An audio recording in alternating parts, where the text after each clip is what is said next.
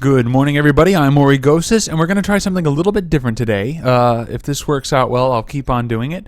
I am going to try going over Build a PC, Reddit's our Build a PC community's Tech Tuesday forum. So let's get right into it. Not even on the right tab I want to have open. All right, so just so everyone knows, Tech Tuesday is a day on Build a PC where everyone can ask questions and get support tips. This Tech Tuesday forum was a little light because there was an IRC chat that many people were in asking their questions, but we still have a few things we can go over here. All right, so first question here. I really hate to open this can of worms, but does anyone have an unbiased AMD 8350 versus i5 3570K experience? I see so many differentiating opinions that I don't even know what to believe anymore. I'm making a gaming rig and will do some light photo editing on it. I want it to be semi-future-proof, roughly 3 to 4 years if possible. Those are the top two on my wish list since they're similarly priced. All right, so there's quite a few answers in here, but let's take a look at a few benchmarks real quick. All right, first, synthetic benchmarks. These aren't always the greatest to go by, but it just gives you a nice ballpark. i5 3570K gives you a score of 7,126, and the AMD FX 8350 gives us a score of 9,138. Now, there's a few things to keep in mind here. The FX 8350... that is a $200 CPU. Actually, it's currently on sale. Ends May 6th, 2013. Anyways, so it looks like you can grab that for about $180, unless that price is already marked down. Anyways, this is a $200 CPU. Looks like you can currently grab it for about $180. And, whoops, sorry about that. The i5 3570K, which is currently the sweet spot CPU, in case anyone's not aware, this is just the one almost anyone building a medium range or even some budget builds will have this CPU. This is kind of the go-to CPU for most gamers. This is a quad-core CPU at $220. Now there's the key. This is a quad-core CPU. This is an 8-core CPU. But these numbers aren't exactly in line with that doubling. You'd think in most cases a 4-core CPU at 7,000. So what if you doubled that to 8 cores? You'd get 14,000, right? Well, no, not even on the synthetic. And usually synthetics will show that kind of doubling. Again, these are different architectures, AMD and Intel. So what this shows, again, aside from some specifics about this benchmark software, is that the single core performance running 1, 2, 3, or 4 cores is going to be faster on the i5 than on here. Each one of these 8 cores is slower than each one of these 4 cores here. And that is a big can of worms, as user Deftones mentioned here. It's a can of worms for multiple reasons. Not just because some people feel passionately about AMD or i5s, but also because it can be very difficult to compare 4-core and quad-core performance. Basically, it comes down to really what are you going to be doing? Are you just going to be playing one game at a time? All right. Probably the i5 is the way you want to go. Most games only need 2, 3, very few need 4 cores. If you know you have a game that uses 6 cores, then maybe you'll get better with this. But at the same time, are 6 medium speed cores going to be better than 4 high speed cores? Remember, each one of these cores is faster than each one of these. It's a very difficult question to answer because it's very specific for each user. Looking over at Tom's Hardware, this is just gaming. They rate the i5 in a higher. Here's the i5 up here in a higher hierarchy than the 8350, but only by a little bit. Again, even on these benchmarks, you can see that it's not a huge performance difference. There's really not too much to say about it. It's going to be specific to what you're doing. If you're doing a lot of multitasking, running you just want to have a bunch of things open at once. You want to be running a game while having Photoshop open in the background or rendering something in the background. You'll probably be better off with the AMD FX 8350. If you are going to be multitasking, but not to an extreme, and your game is going to be taking advantage of all 4 cores, then the i5 is probably the safe bet. Me, I would just go with the i5. That would be my decision. I'm not saying that's the right decision. That would just be my decision based on my usage. I do multitask and do 2 or 3 things at a time, but most of the time I'm just playing a game. So that's where I'm going to benefit from this more. None of the games I play really benefit from having more cores. And let's just see here what Nav Collage has to say about it. As far as the 8350 being future-proof, yeah. AM3 Plus is scheduled for another CPU later this year. But in the grand scheme of things, an overclocked 3570K or 8350 should hold up very admirably for a long time. Realistically, I wouldn't bet on the gains from Piledriver to Steamroller. Piledriver and the Steamroller, by the way, are the code names for the... I shouldn't say code names. They're just the product names for the... the architecture behind the AMD CPUs. Anyways, the gains from Piledriver to Steamroller to be significant enough to justify spending another $200+. When it comes out, sorry, I've accidentally a comma. My Phenom 2 X6 is almost 2 years old now, and it's been 3 years since its release, and I really don't perceive a reason to upgrade to an FX CPU. On my upgrade list is a case, another SSD, and a new graph. Okay, I'm getting... I didn't need to read all that. Anyways, let's just move on to the next question before I mess up anything else here. Oh, you know what? There was a question I lost track of here. Shoot. All right, well, I'll come to it later. Let's go to this question. I built my first computer just under a month ago. How often should I open it up and do some cleaning? Also, can anyone recommend a good 5 1/4 bay drive? They all seem to be discontinued. Quick answer to this, the 5 1/4 bay drive. Yes, you used to be able to find a little drawers and speakers and just all kinds of accessories you could put into an open 5 1/4 bay drive. I did some Googling, and honestly, I couldn't find much. This is like one of the best things I could find on... Newegg. It takes up 3 5 1/4 slots, but basically it's just a hard drive rack. You used to be able to find additional fans and stuff, and I'm sure they're still out there.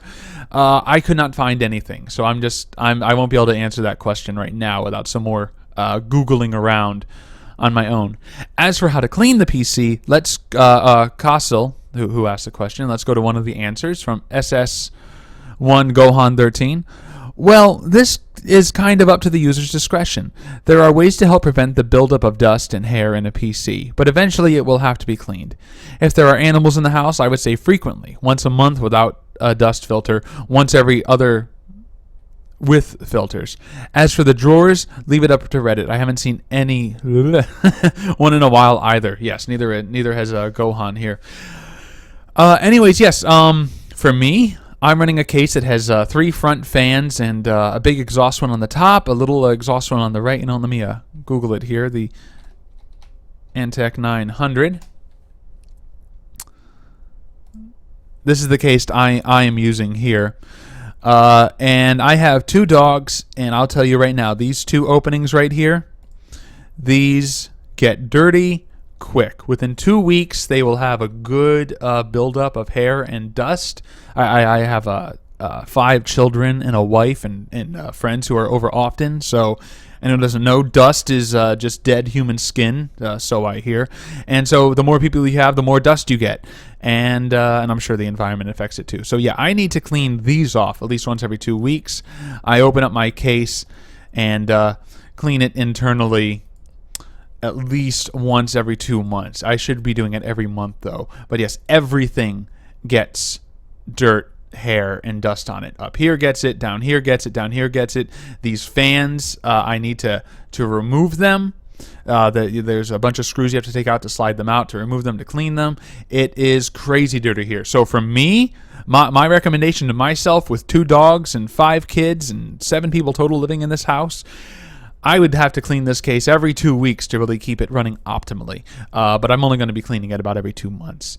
And again, that depends on you. I have a computer at work, which my workplace has filtered air. After 4 years of using the PC, I opened it up for the first time. And not a lick of dust. Not a bit of dust. So it really, really, really depends on your environment and things like that. And like he said, there are ways to prevent buildup. As for actual methods, let's go to Gohan, another one of Gohan's answers. I was asked this the other day. Just straight up compressed air. If you have access to an air compressor, more power to you. I do have to warn you, when using compressed air, do not blow the air directly across a fan without holding it down in place. This can very easily burn out the ball bearing in the fan, and then you'll get a terrible buzzing noise from the fan. Beyond that, maybe some cotton swabs with non-crucial area, corners of the case, edge of fan blades, but do not use cotton swabs on components. You can leave behind cotton fibers that could potentially damage a system. Try to grab some microfiber cloths as well. They work very well for cleaning up thermal compound. Note. My own, I'm all done reading Gohan's comment here. My own personal note about cleaning cases. If you are a smoker or live with smokers who smoke in the house, especially around the computer, cleaning is going to be both easier and more difficult. It's going to be easier because the gunk inside of the dust inside of your computer is going to be gunky. It's going to have a stickiness to it, which, when I've cleaned out different smokers' computers, has made it easier to clean because all the dust sticks together and comes right off in one clump. Where if you live in I wouldn't say a cleaner environment, but a non-smoking environment, the dust is all loose, difficult to get all of it in clumps without getting something wet. At the same time, that does make it more difficult to clean because then the gunk gets on the smaller components, which are more difficult to clean because they have spiky parts on them that grab onto your cloth and everything. Anyways, they also mention going over to a guide on how to clean your PC. I won't go over that, but I'll have the links down in the on the YouTube channel. I'll provide some links in there that you can check out, and I'll link to this this guide here so you can check that out. All right, what do I have here? Yes, cool. All right, so on to the next question. I've always wondered how an ISO or zip file ends up being larger than what you originally started with after extraction. I guess more specifically, how does file compression work? All right, so just a quick answer to his question about why.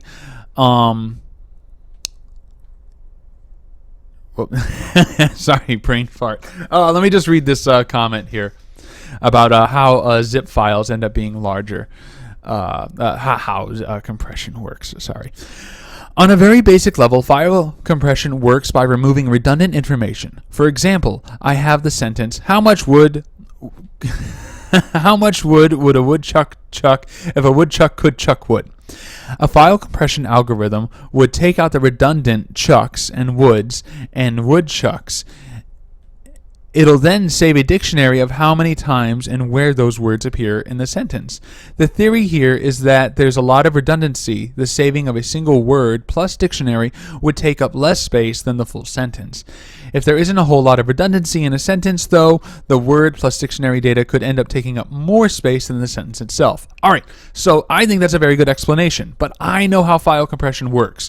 So that, but I do think it's a good layman's term explanation. But if it's not, basically, what's happening is as long as there's repeating information in a piece of data, it can compress smaller and smaller and smaller depending on how big it is. Let's say you have a picture of a black background. That's it. It's nothing but black. It's a 4K 500 meg picture of a black nothingness, no changes whatsoever, exactly the same black on every pixel. That could compress theoretically down to 1K, 2K, 10K, because basically when it compresses it, it's going to say, hey, there are 5 billion dots that are all black. And that's what it does. It takes those 5 billion black dots into a file that says 5 billion black dots. So very, very, very tiny is what it can do. Now, let's say you have a more complex picture, like a picture of a family gathering. It can only take the repeating information occasionally and compress it down. So let's say you got someone's wearing a white dress and not a lot of detail came out in the picture for whatever reason, because maybe there was some glare and it's a lot of the same white across it. It'll take those white sections and say, hey, this whole block here is nothing but white for this many pixels. That's going to save, a few kilobytes. And oh, hey, there's a bunch of white paint on the wall behind them. That's all white. Don't worry about drawing all that. Just remember it's all white. And then there's other kinds of compression that can ruin the image quality of a picture, but that's only for pictures and for videos. That's a different type of compression called lossy, where it actually takes data out of it, where it thinks that you're not going to notice something is missing. Like let's say you've got a white wall in a picture, and the picture has all the dimples on the white wall. Well, when it compresses it and takes away some of the detail, where when you uncompress it, you don't see the original picture anymore, you see a slightly lower quality picture. Basically, it went and said, yeah, see that white wall back there with all those details? Yeah, it's just a white wall. It's just a big white slab. But I'm getting way off track here about how compression works. But that's basically the general answer to the question. And again, Red Rubber Penguin did a much better job of explaining it than I did. All right, let's just move on to the next question here. All right, RG25 asks, what is the best video card for 1080p gaming under $250? Hashtag, oh God, cut for Bieber. Says 7870 XT. I'd go with the Sapphire model. I think I pulled up his no, actually I could not find the 7870 XT. It looks like Newegg no longer carries it. Not saying it's not in other locations, but otherwise, if you want something that's nice and powerful that should be able to handle 1080p gaming, this 7870 Sapphire right here should do a good job.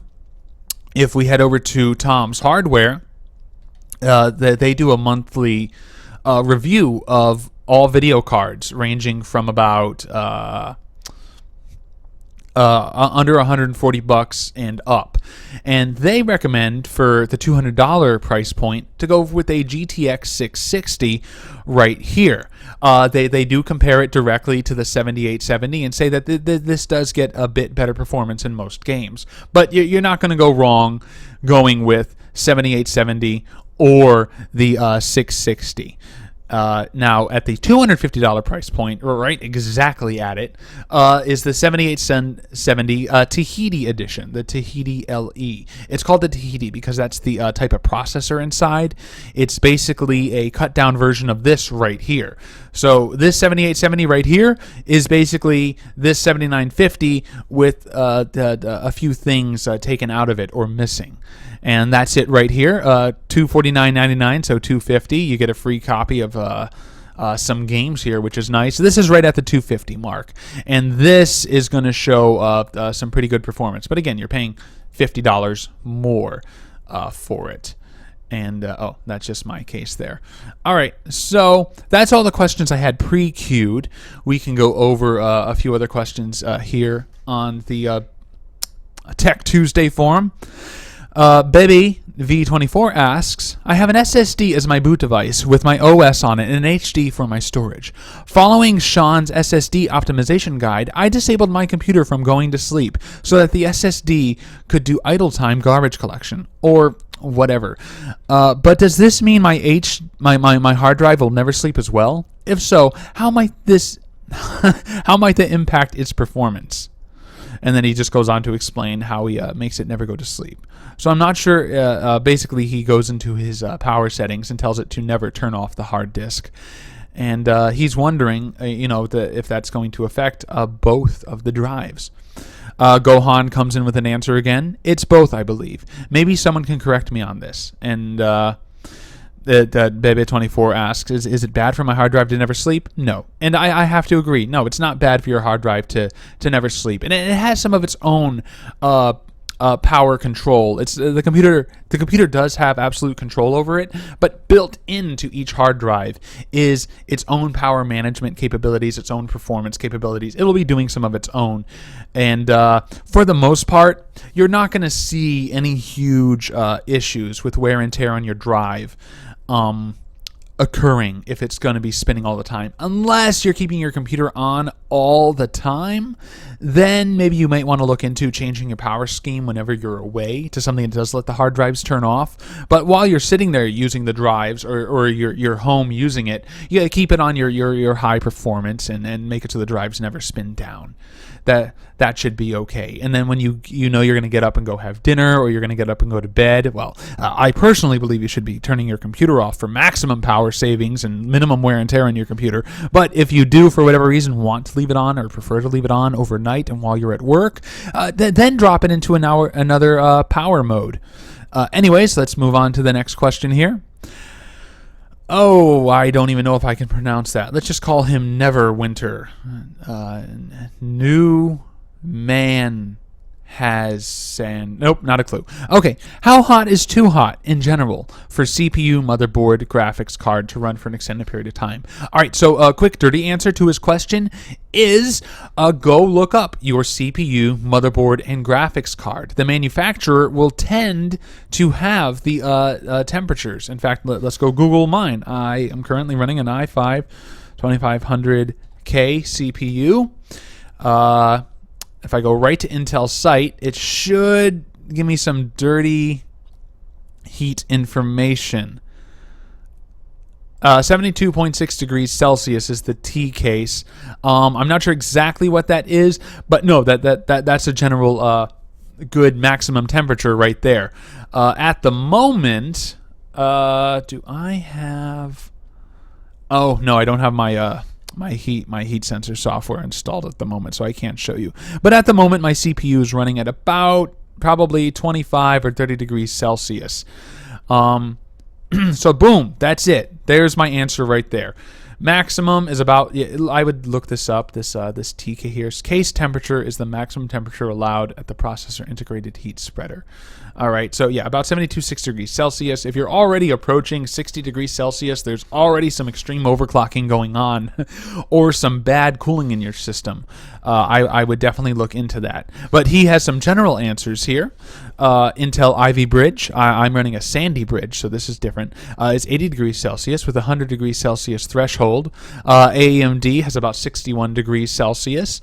NVIDIA is about 80 degrees Celsius. The AMD GPUs are about 85 degrees Celsius. Motherboard about 50 degrees Celsius. But again, this is dependent on your CPU, your GPU, your motherboard. Look them up individually. These are some good ballpark specs, again, by Gohan here. All right, let's move on to the next question here. By Nancy Balosky. Sorry if I pronounced that incorrectly. I have a Phenom 4 X4 965. I wanted to update my graphics card to something like a GTX 660. Good one. That is the sweet spot for about the $200 price point right there. Or possibly higher. I just want to know if there is a way for me to tell at what point my CPU is going to start bottlenecking my performance. My quick answer to her question is it's very difficult to tell at what point the CPU will start bottlenecking. Easiest thing to do is to look up reviews, but you're going to find very few reviews of a modern GPU like the 660 against a 2, 3, 4-year-old CPU. Like the 965. It might even be older than 3 or 4 years. Anyways, Gohan once again comes in with an answer. Personally, I would say that a 660 Ti would be a good stopping point. I used to have a 965 myself, overclocked it to 4 gigahertz, and was running a GTX 680. When there were a lot of people on a map, a lot of explosions, rendering a large map, etc., this is when I would notice the CPU start to struggle a little bit. I would also recommend a 7870 as well for a higher end GPU for that CPU, just for input to think about. Depending on what your gaming needs are and what you can find around on the net, you would you could as well go for a 570 or a 580.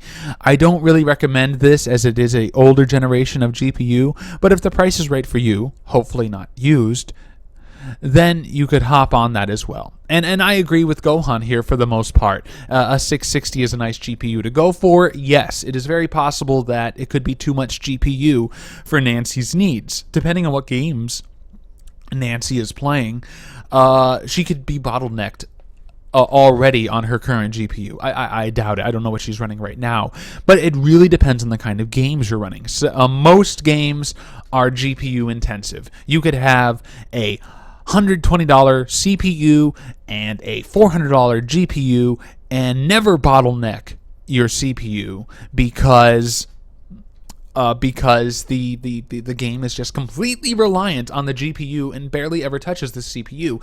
That depends on the benchmarks.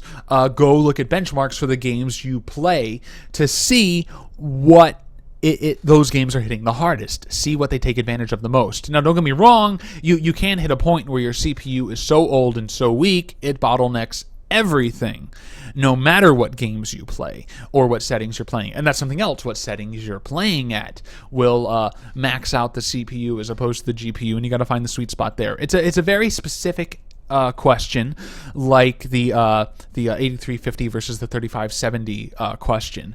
It's very specific to what Nancy is going to be doing. But for the most part, the 660 should be a good option. Let's see. Red Rubber Penguin has another answer here. It's difficult to tell in absolute terms. Different games will utilize the CPU and GPU in different amounts, so bottlenecking may or may not happen in a game-by-game basis. You can look into some of the games you play the most and see what hardware it stresses the most. PlanetSide 2, for example, is pretty heavily CPU-bound and single-threaded at that. In general, the 965 won't bottleneck a 660, especially if overclocked. It's a little towards the low end of CPUs. I'd pair with the 660, though. So he concurs with Gohan, and he also mentions what I mentioned, or I mentioned what he mentioned, since he said this first, is that it depends what games you're going to be playing. All right, let's move on to the next question. If anyone would care to take a look at this Titan build, here is the link. All right, so I haven't done any research into this, so I'm going to be shooting from the hip here. You know what? And let's just close a whole bunch of these tabs here. Sorry about this. Hi, let's look at me for a little bit while I close some tabs. Yeah, I should have done that earlier. Anyways, back to the web page. All right, so we have, for anyone who doesn't know what a Titan build is, I just learned this myself. A Titan build is a build that utilizes this puppy, the GeForce GTX Titan. And in fact, we'll just do a quick Google of it. Sorry, I did not plan ahead for this. I should have. Here it is. The Titan. This is currently the most powerful video card on the market. I believe it goes neck and neck with a 7990. I won't get into it. It's a very powerful card. If you want to drop $1,000 on a GPU, you can't go wrong with the GTX Titan. Anyways, again, runs at $1,000. This is a build around that. He wants to pick the highest end components he can to take advantage of this. And let's see what we have here in the build. We'll go to the PC part picker list here. We have the i5-3570K. Again, like I said, this is the one that's used in most builds. It's the go-to CPU. And the reason why it's the go-to CPU is because it can be overclocked to run just as good as a $1,000 CPU. I'll get into those details later. Anyways, we have a nice budget cooler here. The Coolmaster Hyper 212 Evo. I'm running this in my current system. He's got some thermal paste here, Arctic Silver. The perfectly good paste there. I won't go into the paste wars, but the people can get into very, very detailed debates about their cooling paste.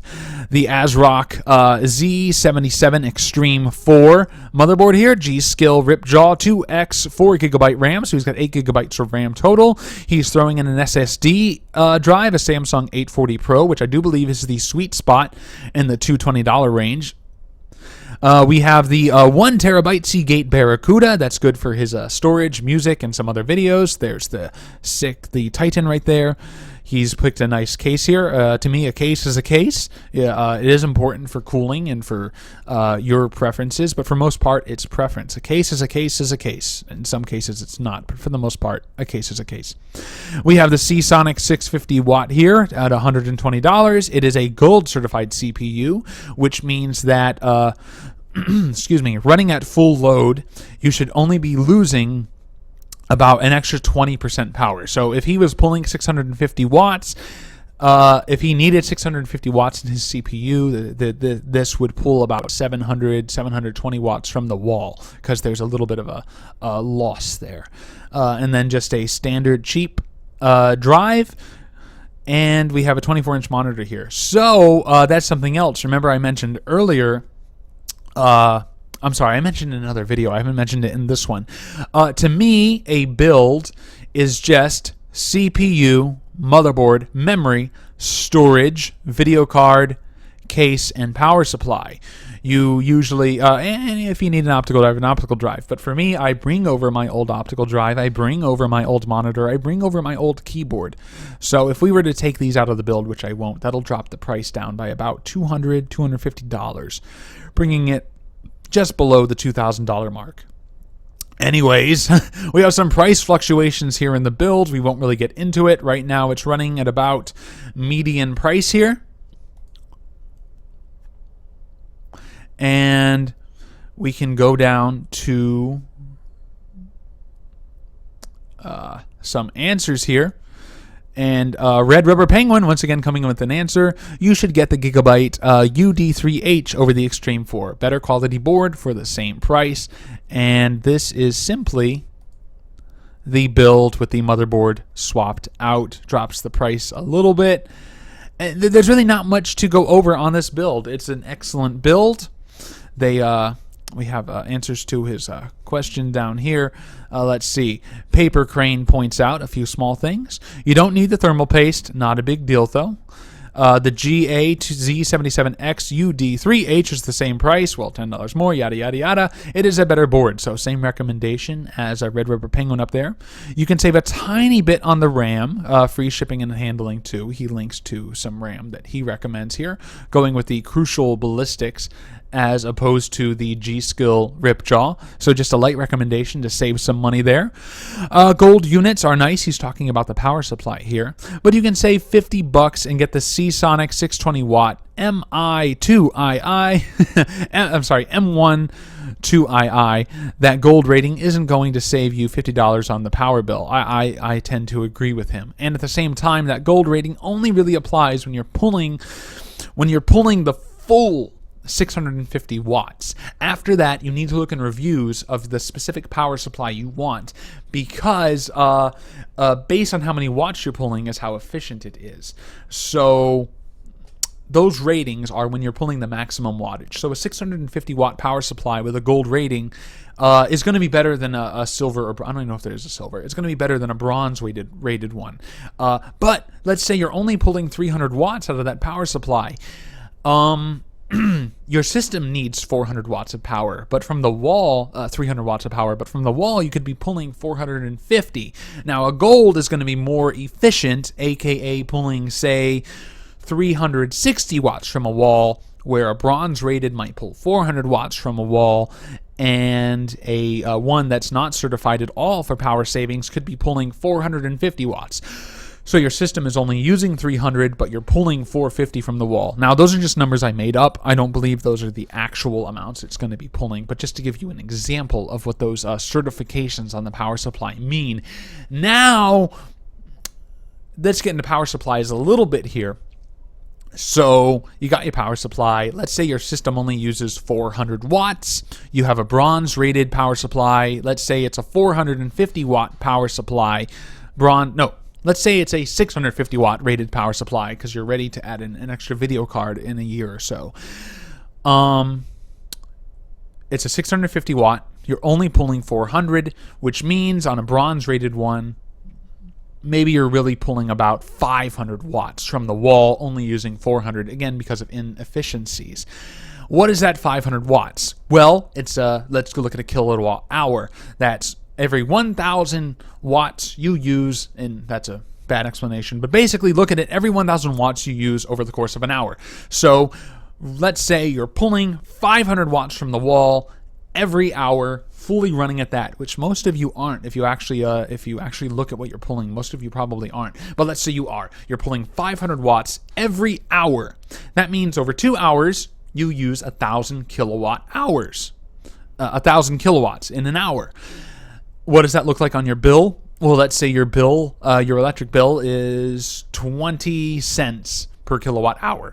It probably has another 20 cents in fees and taxes, so that costs you 40 cents every 2 hours to run that computer. If you leave it on all the time, pulling 500 watts all the time, then that begins to add up. So let's say you run it for 10 hours at 40 cents every 2 hours. That's, wow, my math is bad. Calculator here. Yeah, let's see if I can focus on the, hell with it. Let's focus on the calculator. Add region. Calculator. All right. So, calculator here. 40 cents times 5. 5? 5. So that's $2. $2 every 10 hours. Because again, you're pulling about 40 cents every 2 hours. So after 10 hours of that's cost you $2 every 10 hours to run that 500 watt PC. Again, this is give and take. That's if you're truly pulling the full 500 watts. If you have a 500 watt power supply, you are not necessarily running at 500 watts. You would want to pick up something like, whoops, sorry about that. Let me kill that calculator there. Kill watt. Let's hope this pulls up what I want. Yes. This little puppy right here. For about $18 on Amazon right now. I do believe Newegg also sells it. You plug your power strip into this, plug all your computer components into it, and then turn it on. And then you have to play with the settings over here a little bit. But basically, you set it to measure your usage per hour. The purple button over there, your kilowatts per hour. Set it to that. Use your computer like you normally do all day. Like you normally do. Okay? Just use it. Then come and look at how many kilowatt hours you used. I can almost guarantee for most of you, even if you did heavy gaming all day long, everything maxed out, you're probably still not pulling as much power as you think you're pulling. The power supplies are more efficient than you think. Your power needs are lower than what you think they are. Not everybody. Some of you know what you're doing. Some of you have very specifically picked out your systems to be exact. But even I, who specifically built my system, I have a 550 watt power supply, a very powerful video card, nice everything's overclocked, everything's nice. When I plug it into the wall, I'm only pulling about 180 watts, even when I turn on a game. I'm rarely maxing out that 550 watt power supply, even though my components say they need 450 watts of power supply. When I'm maxing all of them out in a game, when my CPU is jacked, my GPU is jacked, and they're both overclocked, I'm still only pulling like 220 watts, which is great for my power bill. But just to give you guys an idea about the power question, not that anyone asked a power question, but just to go into some detail about power supplies. All right. Let's take a quick gander here, see if there's any other questions we can answer. He just has a power supply question here. Sorry, this is very unprofessional. But again, this is just something I wanted to throw together and see what we get here. No, nothing. Oh, I just found that other question. What cheap wireless network adapters do you guys recommend? And should I go with a USB one or a PCI Express port one? I personally recommend a USB one. Brian2587 recommends the TP-Link, which is available on Newegg for $16. Also comes with a cradle. I believe that's just... I don't think they show the cradle. Anyways, yes. It's a nice USB adapter. It should come with, comes with a USB cable, so you can put it up a little bit higher. This is great. It supports all of the current wireless standards out there. WEP, WPA, WPA2, 150 megabits per second. It has everything you need. This is a perfectly good recommendation, and as you can see by 1,500 reviews, I would say this is a safe bet. Is that a good? That's another ballpark thing to go by. The reviews. Go by the reviews. The amount of reviews. I recommend actually going in and reading the reviews, see what people say. Look at some of the 1 egg reviews, read them. Look at some of the 2 egg reviews, and then, discern from that review what's going on. Did he complain that he was 1,000 feet away and got no signal? Well, then I would say his review really doesn't count. Look at how professional his review is written. How knowledgeable does he sound? Now you can't get exactly how knowledgeable someone sounds from their review, but you can get an idea of what they're complaining about. If someone goes on to review a modem, let's say they bought a new modem for their cable internet, and they got a brand new modem, and then they complain their speeds aren't any faster. Well, did your old modem already max out your speeds? Or did you need a new modem to take advantage of the speeds you're paying for from your ISP? Is he complaining about how fast his game runs? Well, 99% of games aren't going to run faster because you have faster internet. Not to pick apart this fake review I just made up, but don't just look at the stars in a review. Look at those bad reviews. How intelligible does this person sound when they're reviewing that product? Again, they may not have put onto words what they actually know. Maybe they know more than what it sounds like in the review. But for the most part, look at what they're complaining about. Maybe you can say, oh, well, that 1-star review or 2-star review really doesn't count because he's complaining about things that product can't affect. And at the same time, look at the 5-star and 4-star reviews. This was a great product. The boxing was pretty. Not a very good 5-star review, so maybe discount that 5-star review. But for the most part, the reviews are going to be good. People are going to give you good information in the reviews. Look at the reviews, and for me, when I see 4 stars and 1,500 reviews, I tend to see that that's probably a safe product to go for. This looks like a pretty safe product. All right, I've babbled on long enough. I think I have. I don't know if there's any more questions. Oh, this is a fun one right here. Pardon me, I'm about to swear here. What the fuck is this thing, and what is it good for? That would be the optical out port. That puppy is good for high quality audio. You can have an audio device connected to your TV that can use it. You can have high quality headphones. You can have high quality, even low-quality headphones and low-quality speakers could utilize this. But for the most part, only the high-quality products are going to use this. Basically, it's an audio out. It's just for smooth, cleaner audio. Instead of coming out of one of these jacks up here, it's delivered optically over fiber optics. It's delivered over, not necessarily fiber optics, but it's delivered in a very, very clean fashion to prevent noise and electrical issues. And also good for using in where you might have high interference in your area. There's also a quick answer here. Gohan, this effing thing. There you go, an audio box for your TV. And, sorry, this effing thing right here, a Triton headset. Like I said, a nice high-quality gaming headset. This one happens to be discontinued, but basically it has a box here, and in that box, it'll have an optical in that you can plug into and get some good high-quality audio. All right, well, that's enough of the questions today. I apologize about how dirty this video is. I'm still trying to figure out the editing process and how best to display these questions for you and how best to answer them, reading the answers that are given and providing my own input. Again, I apologize about how disorganized this was. Please feel free to comment down below about what you think. I'll go ahead and end this video right now by looking over here and finding the stop button.